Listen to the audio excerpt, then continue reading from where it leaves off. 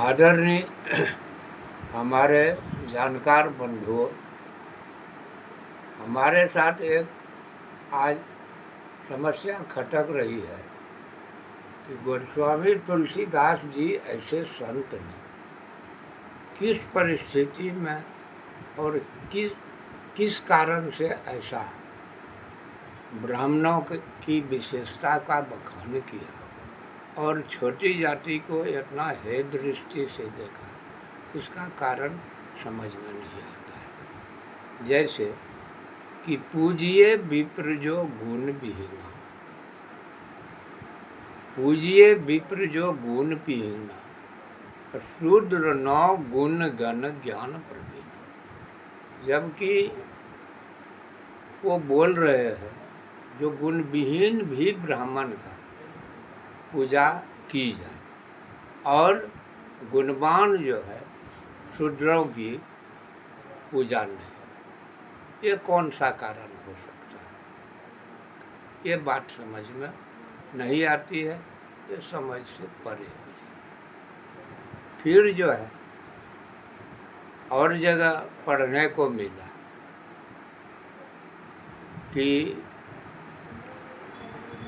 जैसे भगवान ने अवतार लिए, तो अवतार में लिखा जाता है जो गो द्विज हितकारी जन सुरारी सिंधु सुताप्री करता। तो क्या भगवान ने जो अवतार लिए तो सिर्फ गाय और ब्राह्मणों की रक्षा के लिए ही और अन्य जातियों अन्य वर्ग के लोगों के लिए उन्होंने अवतार नहीं लिया? ये कैसी बेतुकी बात है, ये भी समझ से परे। अब फिर आपको मिलता है ढोल गमार शूद्र पशु नारी, ये सब है तारण की अधिकार।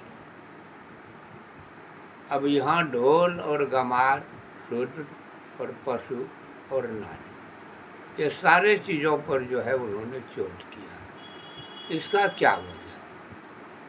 क्या इसको और तरीका से इसके साथ व्यवहार नहीं हो सकता है?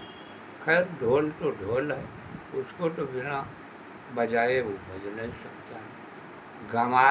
गमार को सुधारने का तरीका ये नहीं है जो उसको ताड़ना ही दिया जा सकता है। उसको तो समझा बुझा कर भी जो है सुधारा जा सकता है। ढोल, गमार और शुद्ध, जो चार श्रेणी आगे से ये कहाँ से आई, इसका तो था पता नहीं है। जबकि हम लोग जो है पूजा पाठ जब पंडित जी कराते हैं तो उस समय अपने गोत्र का नाम लेने के लिए बोलते हैं। तो वो तो हर व्यक्ति का गोत्र जो है, हर वर्ग विशेष का गोत्र जो है, वो तो किसी ऋषि से ही आता है। तो जब हम लोग सारे के सारे ऋषि संतान हैं और फिर जो है ये जाति विभाजन, वर्ण विभाजन ये हुआ तो हुआ कैसे? और फिर जो है इस तरह का हम लोगों के प्रति अश्रद्धा का भाव, ये कैसे? ये बात अब विशेष रूप से नारी आती है, जिसको कि उन्होंने घोर अपमान किया है। जबकि कहा जाता है जो नारी ही हमारी आदि शक्ति है, फिर भी यह आदि शक्ति का अपमान कैसे? ये बात समझ से परे बुझा। जबकि हर देवी देवों के साथ जो है लगा हुआ है, उमा तब शंकर, राधा तब कृष्ण, और फिर जो है ये नारी की जो है आलोचना या अवहेलना या उसके संबंध में ये अपमानित शब्द का प्रयोग कैसे किया, ये किस कारण से और किस परिस्थिति से, ये बात भी समझ में नहीं आती। इसलिए हम आप बंधुओं से, जानकार बंधुओं से ये प्रार्थना करता हूँ कि अगर किसी के पास इस बात का जवाब है तो आप ज़रूर जो है इसको भेजें। बस।